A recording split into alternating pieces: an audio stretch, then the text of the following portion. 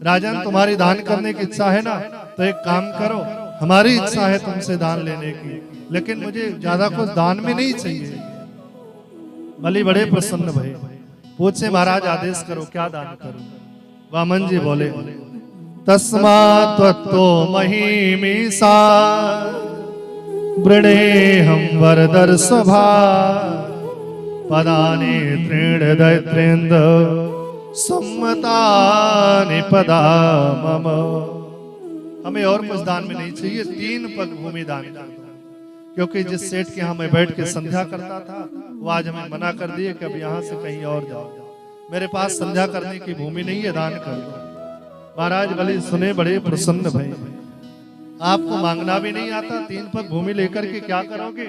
इतने में वामन जी मन ही मन सोच रहे बेटा तू 3 पग ही पूरा कर ले, वही बड़ी बात होगी। बलि सोच रहे 3 पग में होगा क्या, वामन जी सोच रहे 3 पग भी नहीं दे पाएगा। महाराज शुक्राचार्य जी किनारे लेकर के गए, ध्यान लगा करके देखे तो पता चला कि ये 52, 53, 54 नहीं है, ये तो साक्षात श्री नारायण है। इस वैरोचने साक्षात भगवान विष्णु रब्या तुरंत बुलाए, बलि को बुला करके तुरंत संदेश दिए, राजा इनके चक्कर में मत पड़ो, नहीं सब लुट जाएगा, सब बर्बाद हो जाएगा। बलि बोले गुरुदेव अब हमारी इच्छा हो गई दान करने की, आप मना मत करो, हम दान करेंगे। महाराज वामन को बुलाए, प्रभु दान करने की इच्छा भई है, हम आपको दान करेंगे, आओ संकल्प करा लेते गुरुदेव। वामन जी बोले गुरु जी की आवश्यकता नहीं है, आप हाथ में जल लो, मैं संकल्प बोलूंगा, मैं ब्राह्मण बालक।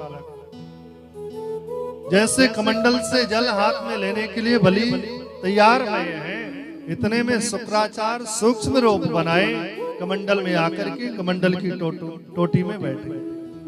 अब तो महाराज जल हाथ में आ नहीं रहा है, संकल्प हो नहीं पा रहा।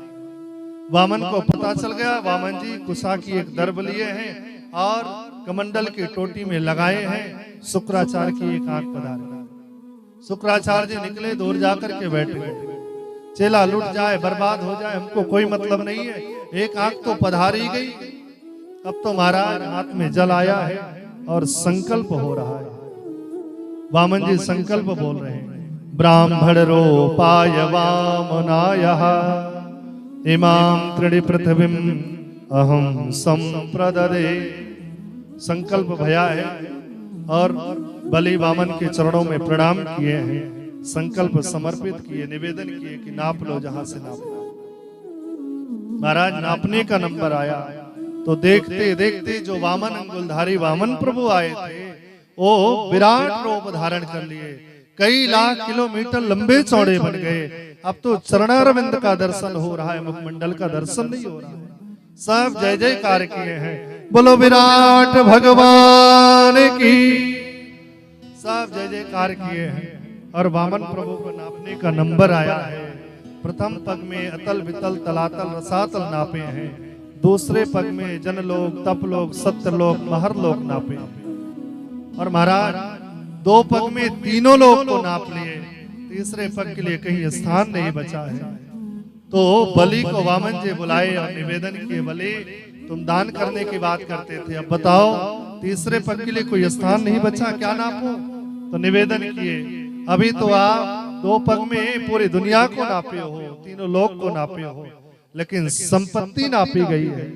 महाराज संपत्ति का मालिक अभी भी आपके सन्निकट है, आपके चरणों में, कृपा करके संपत्ति ले लिए हो तो हम बलि को मत छोड़ो, आपसे निवेदन हमको भी नापो, तीसरा पग हमारे सिर पर रखो।